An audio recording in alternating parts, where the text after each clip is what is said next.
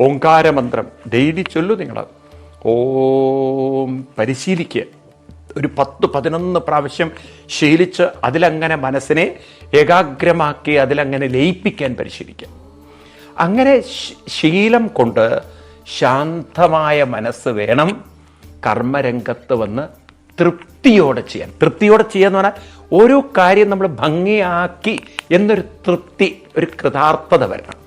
ആത്മതൃപ്തശമാനവ, ഏൽപ്പിച്ചത് ഭംഗിയായി നമുക്ക് തന്നെ ഒരു തൃപ്തി വരും. ഓ, ഞാനത് ഫിനിഷ് ചെയ്തു എന്ന്. ആ ഫിനിഷ് ചെയ്തു എന്നുള്ളൊരു കൃതാർത്ഥ. മറ്റത് എങ്ങനെയോ ഫിനിഷ് ചെയ്തു. എനിക്കറിയാം ഞാനത് ഭംഗിയായിട്ടല്ല ചെയ്തതെന്ന്. ചില കുട്ടികൾ പരീക്ഷ എഴുതി വരുമ്പോണ്ടല്ലോ എല്ലാം ഭംഗിയായിട്ട് ചെയ്തു എന്നുള്ളത്. ആ മനസ്സ് വളരെ റിലാക്സ്ഡ് ആയിരുന്നു, സ്വസ്ഥമായിരുന്നു. അതുകൊണ്ട് എല്ലാ ചോദ്യത്തിനെ അറ്റൻഡ് ചെയ്യാൻ പറ്റി. എനിക്ക് തോന്നുന്നു ഞാൻ നല്ല പോലെ ഭംഗിയായിട്ട് ഫിനിഷ് ചെയ്തിട്ടുണ്ടെന്ന്. ചില ഇൻ്റർവ്യൂ ഒക്കെ കഴിഞ്ഞാൽ ചിലരുടെ മുഖത്തൊരു സാറ്റിസ്ഫാക്ഷൻ വരും. ഓ, ഞാൻ ഭംഗിയായിട്ട് ഉത്തരം കൊടുത്തു എന്ന്. ചിലവർക്ക് തന്നെ ഉള്ളിൽ ഭയങ്കര കുറ്റബോധമാണ്. ആരും ഒന്നും ശരിയായിട്ടില്ല എന്നുള്ളൊരു തോന്നൽ. ആരും മനസ്സ് മുഴുവൻ വെപ്രാളമായിരുന്നു, മനസ്സ് ചഞ്ചലമായിരുന്നു. അങ്ങനെയുള്ളവർക്ക് എങ്ങനെ പെർഫോം ചെയ്യാൻ പറ്റുക? അത് പരീക്ഷയാവട്ടെ, ഇൻ്റർവ്യൂ ആവട്ടെ, ജോലി ആവട്ടെ. അപ്പം ഇതൊക്കെ മനസ്സിനെ ആശ്രയിച്ചിരിക്കുകയാണ്. ഇനി മൂന്നാമത്തതാണ്, ചെയ്യുന്നതിൽ തൃപ്തിയുള്ളവർക്ക് മാത്രമേ ആത്മസന്തുഷ്ട, മറ്റുള്ളവർക്ക് സുഖം, സന്തോഷം പകരാൻ സാധിക്കുള്ളൂ. അപ്പം താൻ ചെയ്യുന്നത് ഭംഗിയായിട്ട് ചെയ്യാൻ കഴിയുന്ന ഒരാൾക്ക് മറ്റുള്ളവർക്കും സന്തോഷവും സുഖവും പകരാൻ സാധിക്കും.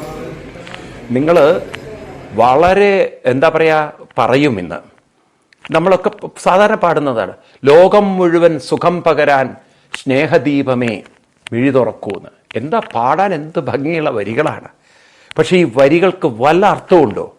ഈ ലോകം മുഴുവൻ സുഖം പകരുക, സത്യത്തിൽ മനുഷ്യൻ ആ തരത്തിലുള്ള നിസ്വാർത്ഥതയിലേക്ക് വരാൻ പറ്റുമോ? മനുഷ്യൻ സ്വാർത്ഥനായിട്ട് അവൻ്റെ ലോകത്തിൽ ജീവിക്കല്ലേ. നിസ്വാർത്ഥതയിലേക്ക് വരണമെങ്കിൽ അവൻ്റെ മനസ്സ് വളരെ ശാന്തമാവണം, മറ്റുള്ളവരെക്കുറിച്ച് ചിന്തിക്കാൻ സാധിക്കണം.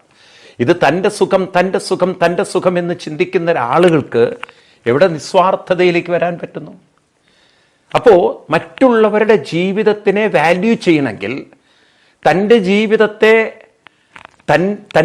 തൻ്റെ ജീവിതത്തെ താൻ ആസ്വദിച്ച് കൊണ്ട് നടക്കുന്ന, ആസ്വദിക്കുക എന്ന് പറഞ്ഞാൽ അർത്ഥം നിങ്ങൾ തെറ്റിദ്ധരിക്കരുത്. തോന്നിയതുപോലെ ജീവിച്ച് ആസ്വദിക്കലല്ല, സ്വസ്ഥമായിട്ട് കൊണ്ട് നടന്ന് ആസ്വദിക്കുന്ന ഒരാൾക്ക് മറ്റൊരാളുടെ ജീവിതത്തെ ബഹുമാനിക്കാനും ആദരിക്കാനും അതിന് സ്നേഹവും സുഖവും പകരാൻ സാധിക്കുള്ളൂ. തൻ്റെ സ്വാർത്ഥ സുഖത്തിന് വേണ്ടി ചിന്തിക്കുന്നവർക്ക് ഒരിക്കലും സുഖം പകരാൻ പറ്റില്ല. തീവ്രവാദികൾ നോക്കൂ നിങ്ങൾ, അവരുടെ സ്വാർത്ഥ സുഖത്തിന് വേണ്ടി, സ്വർഗം കിട്ടാൻ വേണ്ടിയിട്ട് നിരപരാധികളെ ബോംബ് ചെയ്തും അതുപോലെ തോക്ക് വെച്ചും കൊല്ലുന്നില്ലേ?